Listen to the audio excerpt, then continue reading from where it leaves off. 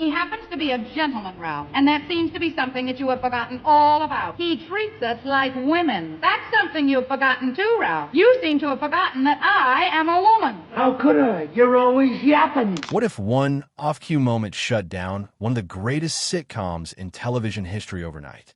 The Honeymooners revolutionized sitcoms with its gritty, blue-collar humor. But beneath the guffaws lay one moment so disturbing, it was hidden for decades. One line, said differently than ever before, stunned the audience and shook the network to its core. This is the tale they attempted to conceal.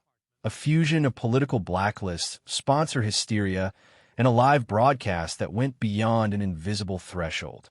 Was it an error, or the evening Jackie Gleason uncovered more than Ralph Kramden was able to take? From Brooklyn streets to TV glory, the Jackie Gleason tale didn't begin under the bright studio lights or in the ease of a Hollywood estate. It started in a small Brooklyn apartment, the type in which each squeak of the floorboards was lined with the burden of fighting.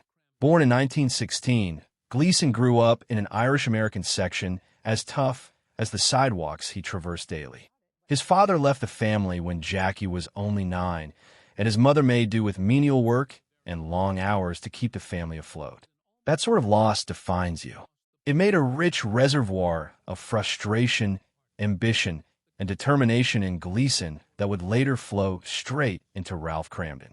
Gleason didn't enjoy the luxury of an open door into show business. He spent many of his teenage years hustling, pool rooms, odd jobs, and whatever it took to earn a little cash.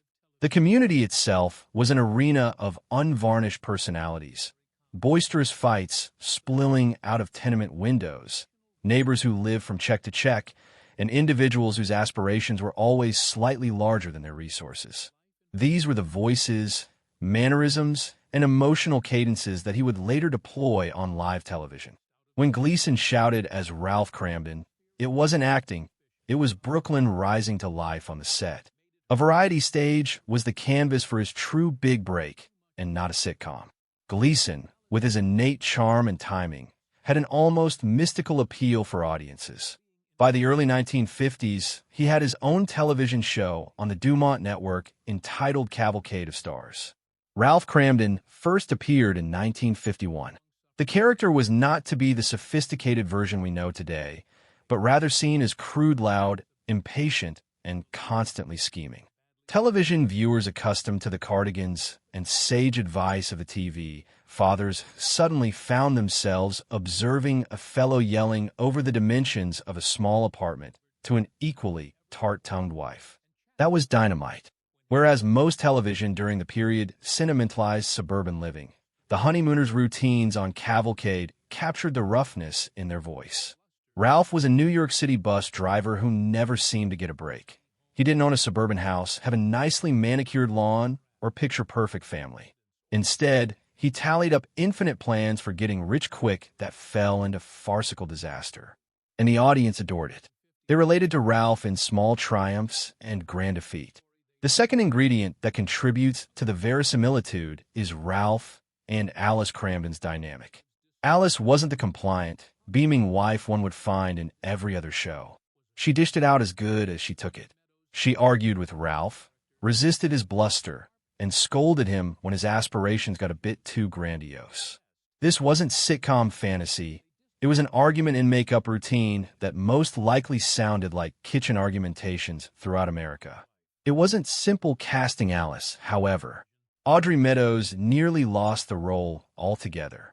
But CBS executives believed she was too glamorous and couldn't picture her as a working-class or middle-class housewife.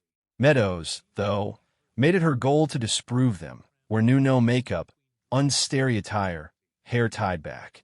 She would look exactly like Alice to make the current case, and Gleason immediately would spot her as ideal for the job. Alice was not always portrayed by Meadows. Many would likely be aware. Pert Kelton, in the beginning, was the initial woman to insert herself into being, but she has a tendency to take on a crisper, more contentious approach. Then she was suddenly substituted with some spurious talk of health problems.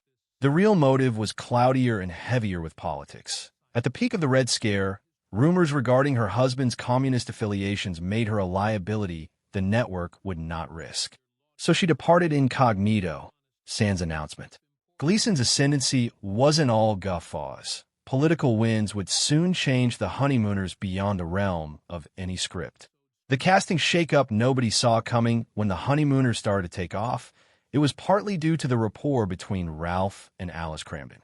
In the early cavalcade of star sketches, that chemistry was established by Pert Kelton, the first Alice. Kelton wasn't merely a straight man to Ralph's over-the-top Gleason.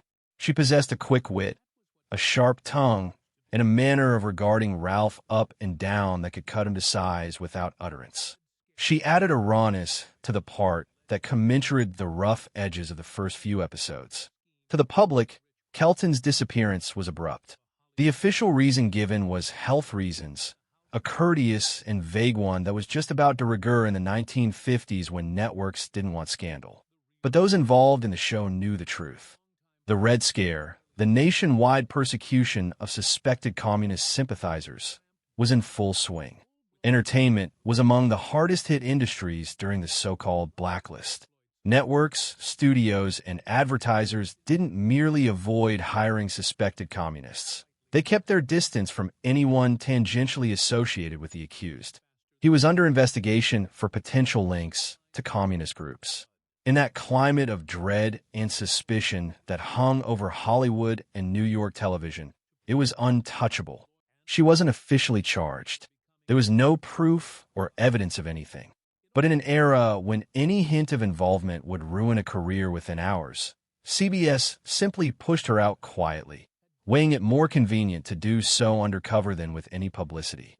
She was difficult to replace. Alice was never ever a supporting character. She was the sole individual who could give Ralph Cramden hell. Too soft, and the entire thing has no zing.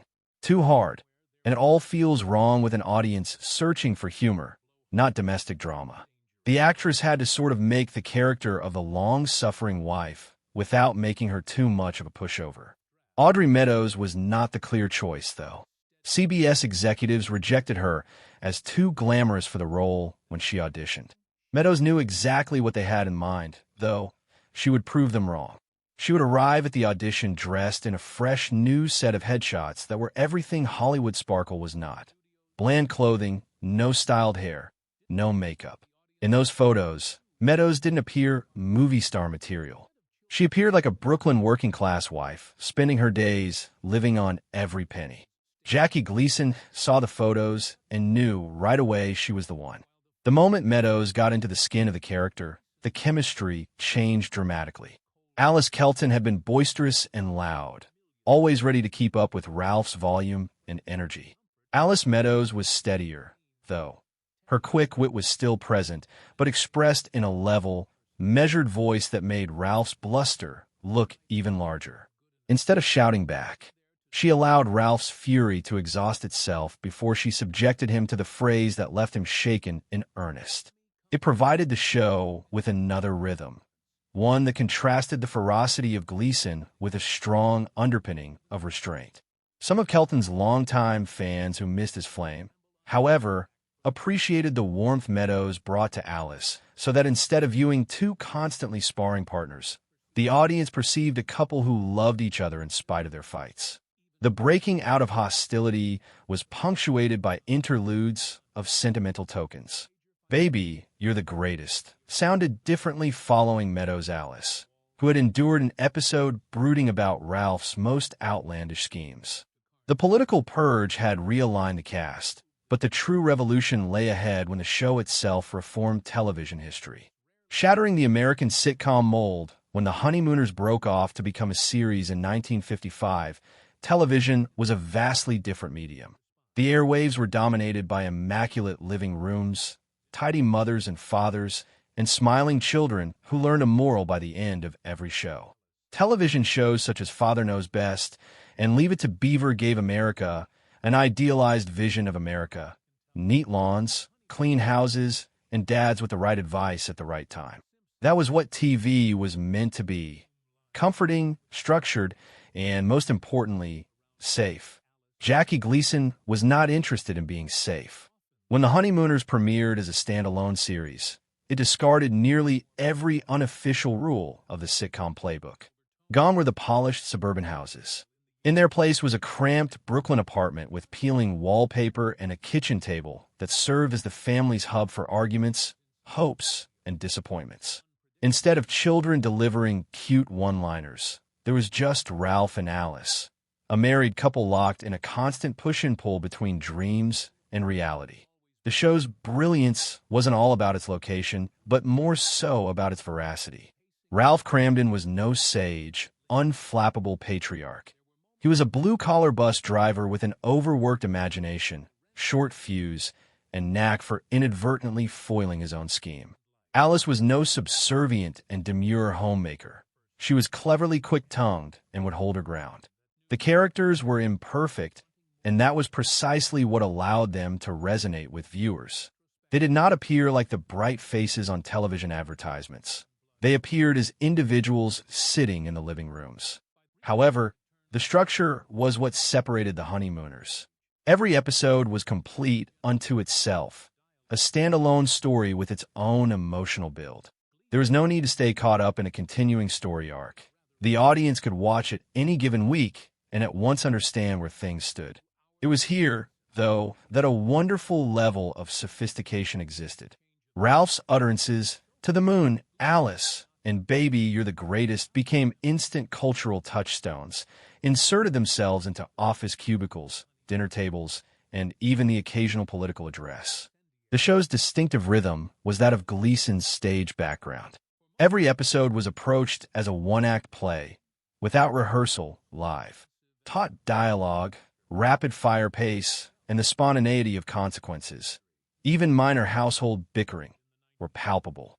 No laugh track enhanced the punchlines. The studio audience laughed because the humor was truly cutting and the tension was palpable.